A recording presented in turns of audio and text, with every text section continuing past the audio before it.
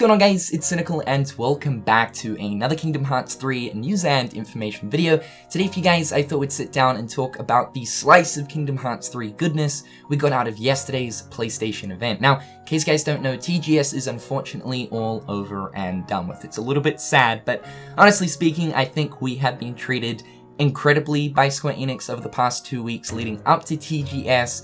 Honestly, everything we've received to do with KH3 has been insane. I think in the ways of like just footage, raw footage, we've received so much more of it this time around compared to that of E3. E3 was crazy in the way of trailers, but you know, this time around we did get trailers, and on top of that, we've also got like just so much more new footage. It's absolutely insane. So let's talk about the new footage we actually got yesterday. Now, in case you guys don't know and you did miss out on this, this was a Kingdom Hearts 3 little presentation thing hosted by Taiyasu as well as a couple of other guests, and it was titled as The Worlds of Kingdom Hearts 3. So I think initially a lot of us were sort of thinking, alright, it's going to be Taiyasu and he's going to run us through all of the worlds that we know of so far. I don't think we were expecting, say, a new world announcement at this presentation, but really just more so, you know, Taiyasu sitting down, talking about each world briefly, maybe for like 5 to 10 minutes, keeping in mind that this was only a 40-minute presentation. Well, that wasn't actually the case. Instead, they had features on both the Toy Story world as well as the Frozen world. And honestly, I'm not complaining because, like I said, at this point, we have honestly received just so much. And I was thinking to myself, anything we get out of this PlayStation event, at this point, it's just bonus material. So let's talk about the Toy Story section first. So Taiyasu and his guest ran through the Toy Box worlds. The difference being, though, is that this part of Toy Box is actually not the demo part, but more so what actually happens after the demo. So what they're playing through as of right now is actually what we were able to experience at the Kingdom Hearts 3 premiere event earlier this year in May. So this is all of the stuff that actually happens after the Gigas encounter, which, if you guys have played the demo, you know is the very final phase of the demo itself, and then the demo ends. So this is all the stuff that actually happens after the demo, leading up to the mysterious, creepy doll boss fight. And yes, they show that off in this footage. But let's talk about the stuff that happens before the doll boss fight first. So basically, Sora makes his way up this sort of Gachipod thing, and you make your way to the different floors of Galaxy Toys. Now, if you guys have seen the premiere event footage, you guys have probably already seen the extra floor gameplay, as well as this encounter right here with Sora and the gang fighting these sort of big dragon toy sort of things. Also, the vent gameplay as well, we were able to show this off too. And then, of course, the very final toy store area, we were able to show this off as well. But the thing we were not able to show off was, of course, the mysterious creepy doll boss fight, which we actually now have a name for. They refer to this boss as Mysterious Onyx. So yes, this thing actually now has a name. But unfortunately, we were not able to show this off in our footage. So now, you guys are actually seeing it. It is available to that of the public, and yes, this is what it looks like. A little bit kawaii desu esu, you know, with like the whole sort of plush anime face going on, the bunny ears, but like aside from that, she's got the whole creepy doll attire going on. She's got the creepy amber eyes, and like, look at the movements. Look at how this thing moves. It moves like a fucking puppet on strings, dude. Now, they were skipping out cutscenes just like we had to at the Kingdom Hearts 3 premiere event. However, though, they did actually show the cutscene when you're first encountering the boss, as well as the musical Frogs cutscene as well. Also, shout out to the really cool little Toy Story 2 reference right here. Gotta love it. But that right there is the Toy Story section of yesterday's presentation. Not really new material aside from that of course, the doll boss fight for the people who haven't seen this, which is pretty much the majority. Otherwise, if you guys have tuned into my premiere event demo footage or somebody else's, you guys have probably seen all of the extra other areas before you make your way to the doll. Now let's talk about the brand new stuff, and that is of course the Frozen gameplay. So yes, they showed off a decent amount of brand new Frozen gameplay.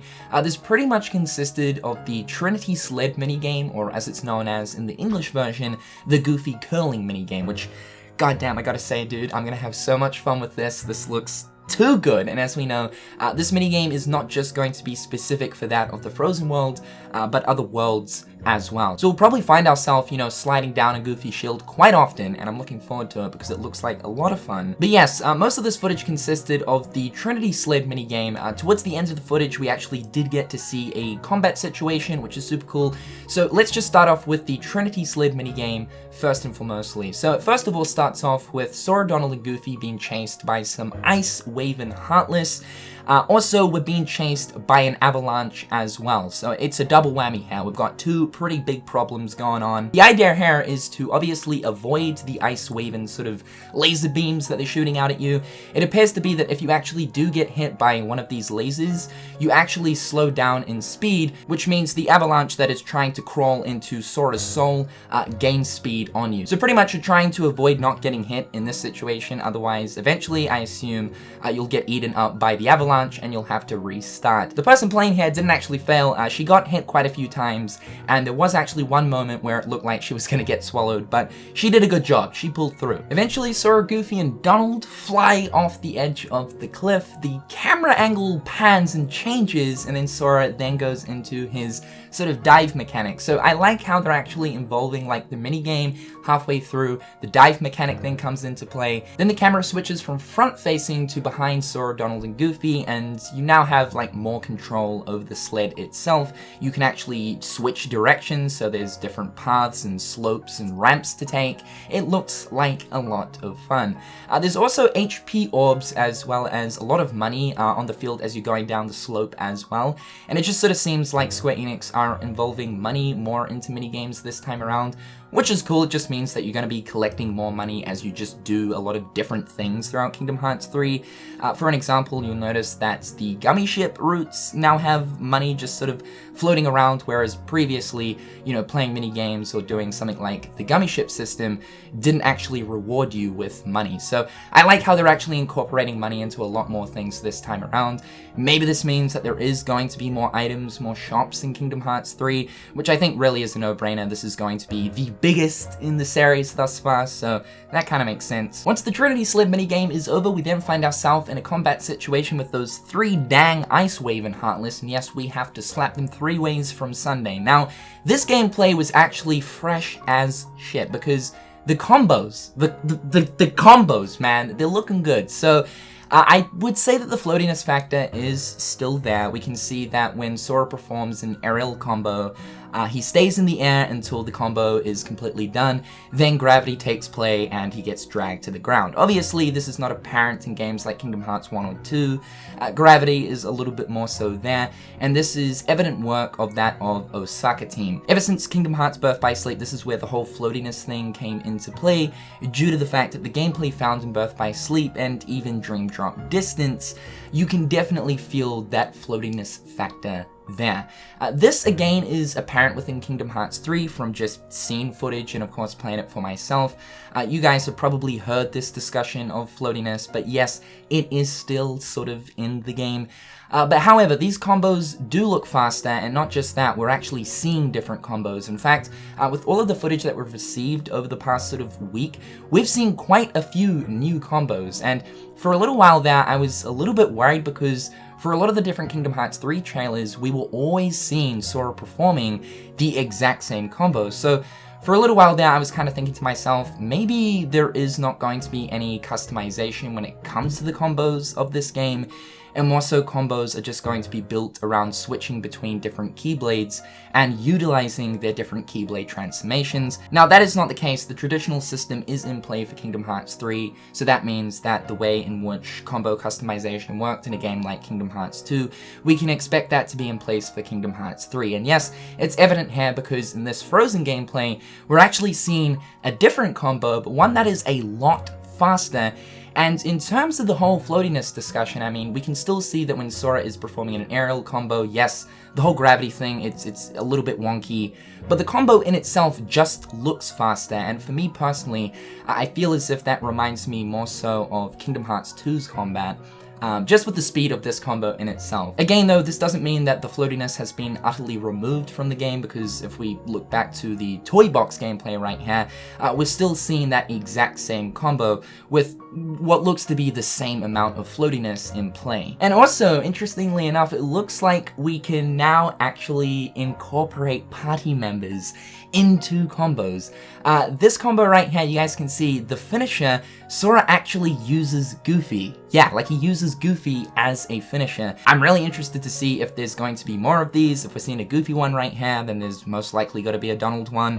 And hopefully the same goes for world-specific party members as well. We also got to see extended gameplay for the Magic Launcher as well as the 2-Shoot Blaster. These are the Keyblade transformations for, of course, Sora's brand new Star Keyblade that we still don't really know too much about.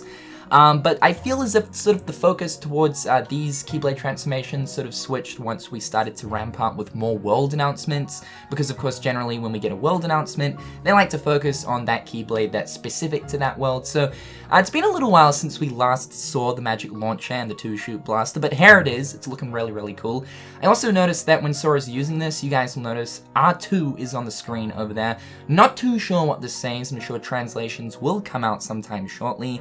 But I kind of feel as if you can use R2 whilst using these Keyblade transformations, and perhaps maybe R2 is used to shoot, because we do know that you can actually melee with these Keyblade transformations. So pressing X normally to just simply attack, I would say is just using melee attacks with these Keyblade transformations, and then simply using R2 is used to actually fire out projectiles. It looks like projectiles are still actually part of the base melee combo for these Keyblade transformations, but I would say the R2 is to just simply fire a simple projectile. But now guys, that is pretty much it. That's all of my thoughts and opinions towards the brand new footage that we have right here. Obviously the Toy Story stuff is the Kingdom Hearts 3 premiere event demo stuff, in which I'm happy this is actually out now because of course it's now obviously all in HD. It's also cool that the public now get to see the creepy doll as well, and on top of that we also do have the name for her, Mysterious Onyx. And the Trinity Sled Mini-Game is looking like a bunch of fun. Cannot wait to achieve some high scores and all that good stuff for myself for when the game comes out. But guys, with all that being said, in the comment section down below,